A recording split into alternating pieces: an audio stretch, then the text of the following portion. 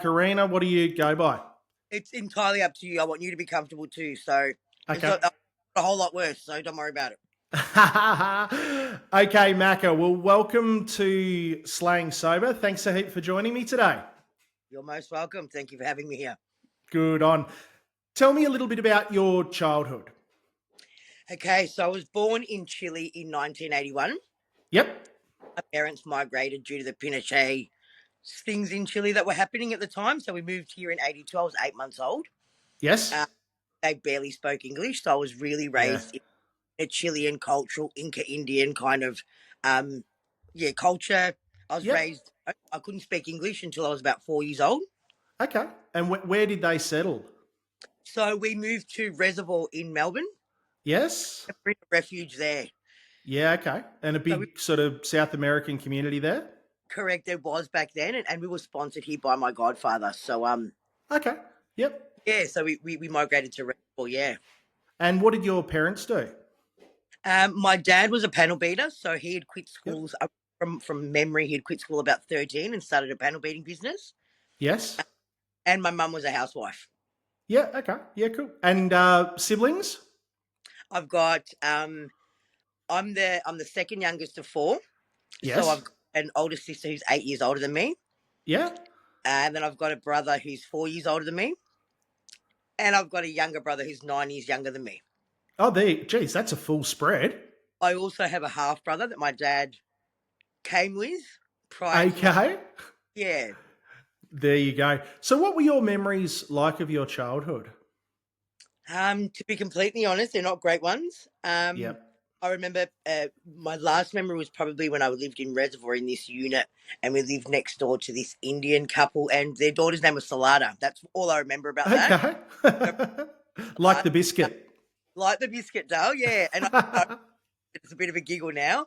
Um, yeah, so I remember a lot of violence in the house. Yep. Parties. We're a traditional Latin American family where we start on a Friday and we don't end till Sunday. Sometimes going into Monday. Yep. Yeah, So right. vivid memories of them just having people over consistently on the weekends. Yep. Everyone high, everyone getting drunk. Um, Yep. a lot of fighting towards the end, like the typical what you see. A lot of the rancheras playing at the end. All the party music. Then at sort of nighttime, all the slow rancheras, the Mexican music. That Yeah. typical setting. I remember it being exactly like that, and people singing, "Hey, yeah, yeah, yeah." Those kind of fights would It- break. Fights would break stuff like that. So that's typically what I saw. yeah. My first memories, yeah. So, were they happy memories? Like a lot of people around you and a lot of partying going on around? Do they fill you with warmth or? Not particularly, buddy. No, not at No. all. Nah, there was Yep. a lot. I've got sexual assault, happening around those times as well. Roughly when I was, Yes. age of 4 and 9. Um, Yep. just a lot of drunk. Look, I remember it very much being really happy at the beginning, like everyone partying, the kids were up, or the kids were sort of involved. Then slowly Yes. deteriorating, like people getting drunk, throwing up. I remember a lot of throwing up, a lot of people just, sleeping on our couches. I'd have, Yep. I'd wake up to people sleeping in my bed sometimes, Yeah. like, Okay. and Yep. they were just drunk on my bed, and I'd be in my bed with my sister, So, um, Yeah. I'd like to say they were happy memories, but no, not at all, No. James. No. No. And so, when did you first start using substance? Off the top of my head, I remember, um, I would have been about 4 or 5 years old, and everyone being drunk and sort of like wondering what they were doing and being really curious and having a sip of their drinks while they were asleep, or Yeah. it'd be, it'd be a bit of a joke within my family and their friends. I'll give the baby, or give the kids some alcohol and she'll go to sleep. Oh And wow. that was my memories. They were just yeah, we're meant to be yeah, well, what is it? Seen, not heard. Do you get what I mean? Seen and Like, not heard. yeah, Yeah. that behavior. So we'd pop out and I'd see them, go, oh, the kid's up, and I'd hear them make these jokes like, just give her a bit of alcohol and she'll go to sleep, and that's exactly what would happen. Yeah. Right. So, how did that work out in your childhood? Where did that lead to? Um, well, I was using alcohol and marijuana by the age of 9. Yeah. Like Okay. I Wow. was already like stealing my dad's chuff, pretty much Yep. stealing bottles. and drinking at home, and then going to school like a normal kid during the day and bragging about it. Like and Wow. thinking, "Oh, Yeah. Okay. mm, And did like Department of Human Services get onto that or no? wasn't any." I didn't hear about any programs or anything coming to get me until high school. Yeah. Okay. So Yep. that was acceptable, and there was a lot of my dad beating me up as well when he was drunk. A lot of domestic violence. I'd watch Yep. him about my mum. Um, Yes. oh, never did I ever hear about. I didn't even know DHS or Department Services existed. They never showed up. No. So when did they get involved? You said at high school that you got noticed. Yes, I remember an incident where my dad beat me pretty bad. So my dad was the kind of alcoholic that he'd get drunk. I'd be at home with him because we left my mum when I was 9 years old. There was a bit of a situation in our family where my parents separated, and Okay. I had a dad due to a sexual assault that happened that I brought to surface. Yes. And so I moved to my dad's. Sorry about that. I moved to my dad's with my dad to a place in Epping, and it was me and him, and yeah, sorry, that just took me to a place. No, no, that's okay. And what was the question again, James? Sorry. It was just more so like, yeah, how were your teen years and with your father, and Yes, were there, yeah, an intervention from government authorities, I suppose, at some point? that's right. I remember my dad coming home drunk one day and he belted me really bad, and Mm, forgot because my dad wouldn't send me to school when I was bruised. So this yes. particular sent me to school and I was pretty bruised, and it was probably in year seven or Yep. year eight. Teachers noticed that I was coming to school regularly with bruises. And Yes. I remember sitting outside the office, and I remember him being called and him walking past me and going, "You better fucking lie, or else I'm going to Oh bash God. jail," And I was like, "Fuck." I Oh, just told teachers that I'd been hurt by my dad, and I had to go back and just make up this story and go, "Look, I was lying." And that was quite regular because I was going through all this stuff. Lying was, now that I look back, was actually quite a common thing. So they actually believed that, oh, well, I'm assuming they believe because I wasn't taken out of his house. I wasn't taken out of his care. I got home and I got belted again. oh, you poor thing. Must have been very traumatic. Yeah, looking back now, absolutely, yeah. So was substance a way that you dealt with that trauma? Absolutely, absolutely. By the age of Yeah. 14, heroin addict. So Okay. definitely away from home. I was pretty much on the streets, and my dad was so drunk that he didn't know I'd sneak out. So I was pretty much a street kid by the age of, Yes. say, and hanging out at like Clayton Station with like 18, 16, 18 year olds, playing guitar at Clayton Station. And Yep. there was a crew called 3174 in Keysborough. So at about 10 years old, we moved from Epping to Keysborough, and there Yes. was called the 3174 over in Yeah. Keys. Okay. Is that the postcode? Is it for Keysborough? Yeah, yeah, well, it's a postcode. Yeah, and they took me under their wing. Yeah. So what were they? Yeah, They were a gang of sort. yeah, they were predominantly a graffiti gang, so Yep. they were graffitiing all around the southeast area and stuff like that. But they took drugs, they did crime, that Yep. kind of stuff. Well, so I was I was shown that lifestyle at probably about 10, 11 years old. Yeah. They showed me love, so I really started going towards that, and leaving leaving at night, stealing my dad's car, all the stuff that comes with young kids doing drugs. Yeah. My dad was Yep. quite drunk most of the time, so I could get away with it. Yes. Yep. Especially after the beltings, like it became quite a regular thing when we moved to Keysborough that my Yeah. dad would get drunk. We'd go to a soccer club, this particular soccer club in Carrum Downs, and Yes. I'd drive home. Like I was driving home at about 11, 12 years old while he Oh was pissed. wow. We'd get pulled over by the cops, and my dad was in a bikie club, Okay. so I remember him getting away with a lot of shit. You Really? know? Yeah. Yeah, yeah, So you were running away from that domestic violence and that home scenario. You were shown some love by the 3174 crew. correct. And how did that progress in your drug taking and criminality? Well, addiction and crime for me came hand in hand. Like I was probably about 11 years old, cars, breaking into cars with Yep. with this crew.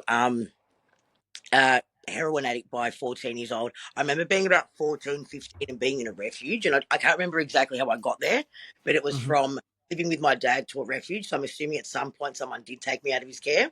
I Yep. just remember it being that far gone. I can't remember exactly what happened. Yeah. Um, Yep. but I remember being in this refuge and finding this lady who had tried to take me under her wing, and she had heroin. And I just remember it so vividly, where she said to me, "I have some of this," and I said, "Oh, Mm. I don't." I'd never seen a needle in my life, and I'm like, "Oh, I don't use that." And she said, "Oh, you can't have it any other way, and I promise you, it'll make all your problems go away." And da da da. Next minute, I Wow. had um, she was yeah, doing it for me, and had a needle in my arm, and I didn't look back. Yeah. Okay. And that, what did that give you at that time? Like she promised for all my problems to go away. For as long as I was on heroin, I didn't have to Yes. think, and it felt like I had no problems. In Yeah. that, I didn't have to think of anything. I didn't have to deal with, sharing with people, and I lied a lot about my parents. So my mum, there was a bit of a situation, a Jerry Springer situation, that I was really embarrassed to talk about. And I say Jerry Yep. Springer, I'm still not comfortable in talking about it. Yeah. Yeah. You know, Yeah. That's your go-to. Yep. yeah. So it was very Yeah. Jerry Yeah. Springer. Gives you an idea of what it looked like, and Yes. Yeah. and um and we were judged a lot and stuff like that, like immediate family friends and that knew what had happened. And you know as gossip does, it spreads around, so few people knew, few people gossiped, and I just lied about it. Like there was no way I was telling people what happened, so that Yeah. began lying. That became my lying Yep. stage. I definitely wasn't telling people that my dad had this name called Chino, and that Chino had like put his hands on me. That just wasn't something that I could share without getting Yes. repercussions. So I lied a Yeah. lot. I Yep. lied about. I'd say my mum was dead. Stuff Mm. like that. Fucking lying. People would catch me out. Do you get what I mean? So Yeah. Yeah. I, 100%. I But that was your safety mechanism. absolutely. And yeah, heroin was just like my scapegoat. It was my savior at the time. It just allowed for me to be normal. Yep. And normal, I was around those, that kind of people, that the drug addict, scene and the crime scene. So Yeah. it became for me. So yeah. So where did it progress to from there? Um, I'm going to be completely honest with you, James. A lot of from 14 till about 20. I don't remember. It was a lot of partying. I remember Yep. being on for not long, because not a lot of my friends um, used heroin. It wasn't like the common drug unless I was hanging out with that gang. And I did Yeah. have other friends prior to that. Like from the soccer club, girls and stuff like that. So, weed and alcohol was more the common drugs to Yeah. use. Kind of Yep. hide. I'd socially drink and I'd socially smoke with my 14-year-old friends, but then Yeah. I'd go using heroin and possibly I'd ODing and being just in what we call a crack house. Like Yeah. um, instead of going home, I'd go home and my dad wouldn't even notice that I wasn't home. So Mm. um, I finished, like, I was never finished year seven. Like I think I repeated year seven 2 or 3 times, Yes. and uh, just no school would accept me after that, knowing like that I had drug addictions, and Yep. by that time I was, like I said, I was boosting cars, breaking into houses,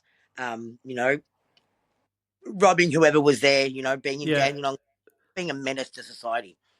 So did that catch up to you? Did you end up doing time? I did time when I was 18 years old, Yes. um, and it was around boosting cars. Yep. A little bit of time. Again, something else I don't really like talking about. I don't like what do you call it? What's the word? Glorifying the fact that I went to jail. Yeah. Like it's part Yeah. of my it is my Yep. story, but I really don't like to Yeah. glorify. You know what I mean? It's not. No. I got caught, Yep. so it's not something I like to glorify. And Yeah. yeah, it was probably one of the hardest times in my life, having somebody take my freedom, um, Yep. saying that I continued to use inside. You did continue to use inside? Absolutely, absolutely, it was really easy to get drugs, and everyone would just share it. Do you know what I mean? We were all spending a lot of time there, so it was very, very accessible. So I definitely did drugs in jail too. Mm. So you spoke about what heroin gave you. What did drugs take away from you? At the time, absolutely nothing. I didn't think it took absolutely nothing. It actually bettered my life because I didn't have to think about how unfortunate I was. In this Yes. family, so dysfunctional. Um, Yep. No, by that point, my mum had disowned me. Not disowned me, she just let go, and I didn't see Yeah. my mum much. So, there was no female role models, and to be honest, I was more on the streets than what I was at home. Um, Hmm. but at the time, I didn't think it took anything, but it definitely took my childhood. Like, it definitely took my youth. It Yes. definitely took, you know, those years where I was meant to be discovering who I am, Yeah. you know, making friendships and all that kind of stuff, learning. The big Mm. thing was my education. It took my education. I wasn't educated um, prior to having kids. Like, I did not have any education whatsoever. I mean, I had a year 7 education, so I could spell and all that kind of stuff. All the simple stuff you learn at primary school, but I really, and looking back, I couldn't have conversations that had content in it. Yes. Yeah. People would be talking about what was happening in the world, and I was just talking about drugs and all that kind of, and crime and stuff like that. So now looking back, it really took, um, I guess, life away from a teenager. Yeah. Mm. And what about your 20s? So how did you sort of progress as you sort of grew up a little bit? What Yep. was life like for you? I'll be honest, 20s was a bit different for me. I got off Yeah. heroin and got into the party life. So I got into the pills and the Yep. acid kind of stuff. So I was doing like nightclubs, bubble, and PhD, and doing all the doof doofs. Um, Yeah. Yeah. so honestly, probably like the better times in my life doing drugs. And Yeah. Yeah. Yeah. do you get what I mean? Like, it was always Yeah. that Sunday I'd be home and I'd be left on my own. So I just do it all over again. So my weekends became, like, it was never just weekends for me. And Yeah. James, like, I just pretend I was doing weekends, and then during the week I'd isolate and do my own shit. But I was Yeah. used to that. But the pills and all that kind of stuff, it was on the weekends, and then it became Monday, and then it became Tuesday, and then I was that person that was always ringing everyone and going, "Oh, you are so lame, like, why the fuck you stop partying? Come, I've Yes. got drugs." And so I was Yep. just feeding people all these free drugs Yep. because I didn't be on my own. Yeah. You were an enabler. Absolutely, my friend. Absolutely, Did you realize you had a problem then? absolutely not. I just No. thought I was just fun, you Yeah. know. And to be honest, when I look back, I think I was trying to create something for myself that I didn't have, like, that I was robbed of. And Yeah. so my idea, and it was because it was so normal to take drugs, that Yes. was how I normalized teenagehood. That's how I normalized my 20s. I just thought everybody did that. I really Yeah. didn't think that you didn't party and take drugs. Mm. So when did Mm. you realize that you had a problem? When I was pregnant with my first son. Okay. There you go. Yeah. How long ago was that? Uh, 2020, 2005 was when I first got pregnant with my son. Yep. So 20 years Uh, ago.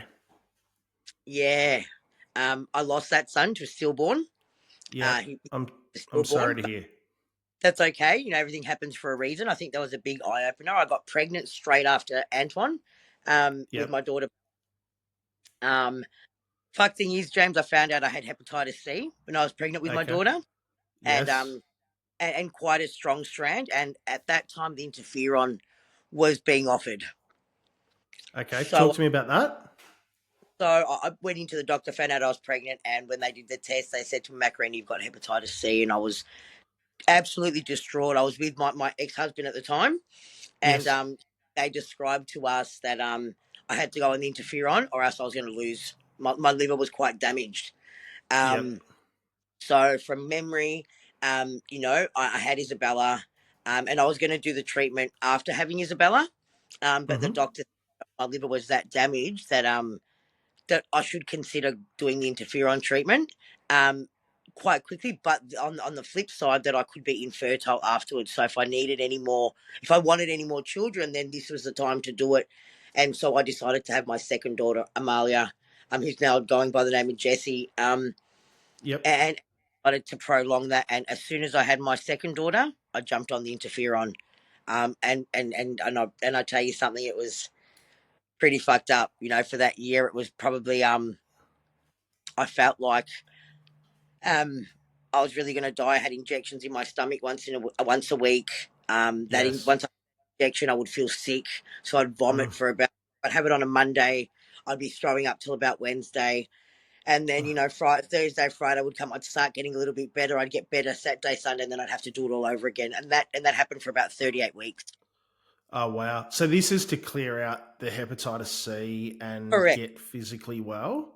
Well, it's not necessarily a cure, so it can be a cure for some Yes. people. Uh, the goal was to not give it out. So for the antibodies to be, I guess, not active, and so I couldn't give it to anybody else. So while the kids were Okay. babies, like myself, I couldn't touch the kids. Yep. It could be blood contact. So Okay. the goal of interferon was to not make it contagious, was to stop the spread. Okay. And how did that work for you? It worked. It Yeah, worked. great. Yeah, yeah. Yeah. And were you clean through this time?